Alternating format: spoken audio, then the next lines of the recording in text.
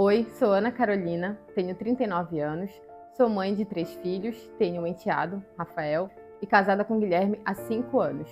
Eu tô aqui para contar um pouquinho da minha história para vocês, que me levou a chegar até aqui para poder te ajudar.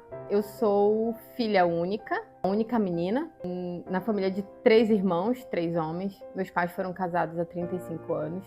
Minha mãe faleceu já faz 7 anos. Você já consegue imaginar como que foi essa educação, né? A única menina da casa, não podia isso, não podia aquilo, tinha que casar, ter filhos. E tudo isso fez com que eu realmente me sentisse amada na minha família. Só que com o tempo foi passando, a adolescência foi chegando e eu comecei a passar alguns problemas, né, em relação à minha autoestima, em relação à minha segurança, em relação à minha ansiedade. Sempre fui ansiosa, uma criança um pouco mais ansiosa, e isso tudo fez com que eu desenvolvesse algumas dificuldades durante a minha adolescência. A minha mãe era muito crítica em relação ao meu corpo, em relação ao que eu podia ou não fazer. Eu cresci acreditando que eu tinha que ser de um certo padrão. Comecei a namorar, eu tinha 17 anos, não estava pronta para isso e engravidei. A minha filha, Ana Júlia, tem 19 anos, é neta de pastor, então tudo isso também fez com que as coisas começassem a desenrolar de uma forma mais difícil para mim. Por quê? Porque eu não era aceita pela família dele. Então eu tenho certeza que você também já passou por isso em algum momento da sua vida de não ser aceita. Então isso tudo fez com que eu ficasse cada vez mais insegura, cada vez mais ansiosa, acreditando que de fato eu não era digna de ser amada, né? E eu me separei dele, a gente ia casar, não deu certo, eu cansei de tudo isso e resolvi me separar, né? A gente terminou o relacionamento. E eu tive que levar minha vida com a minha filha como mãe solteira.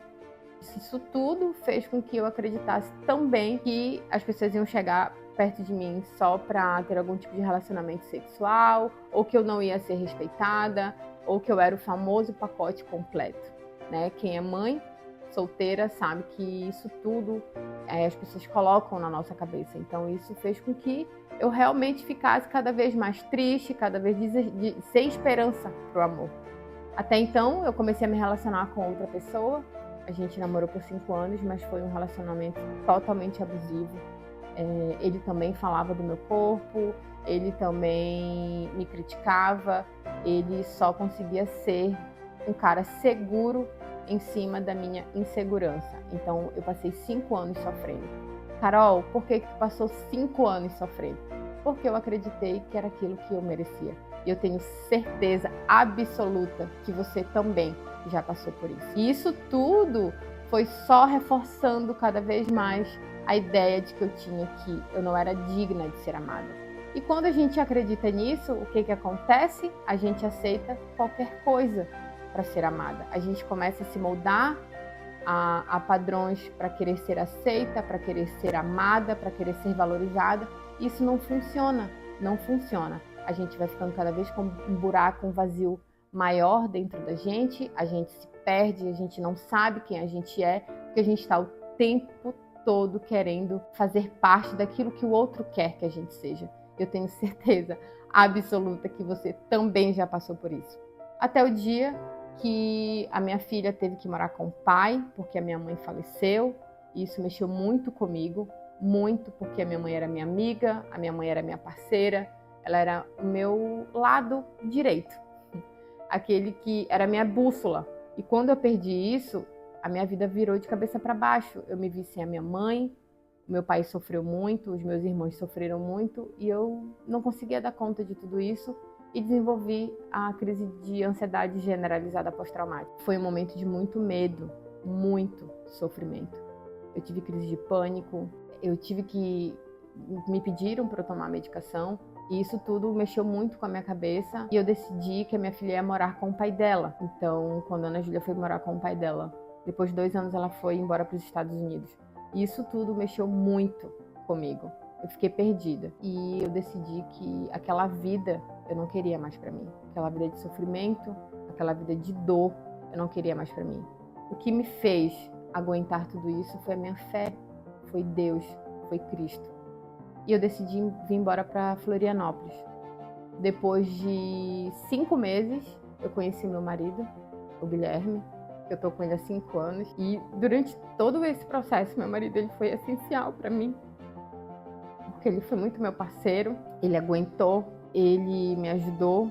Mas durante todo esse processo, vieram outros processos de comunicação. Ali eu entendi que eu precisava continuar meu processo de mudança.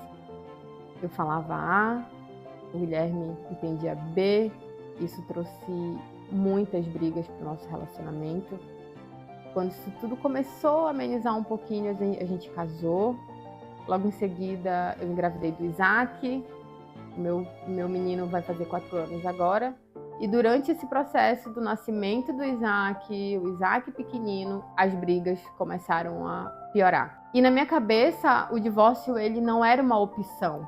Então, eu orei, pedi para Deus me dar clareza, para Ele me ajudar, que eu precisava mudar isso. Foi quando eu comecei a estudar, comecei a me desenvolver, comecei a desenvolver a minha fé, porque uma coisa eu te digo, quando a gente quer a mudança do outro, a gente precisa mudar primeiro. A gente precisa ser digna de um homem bom.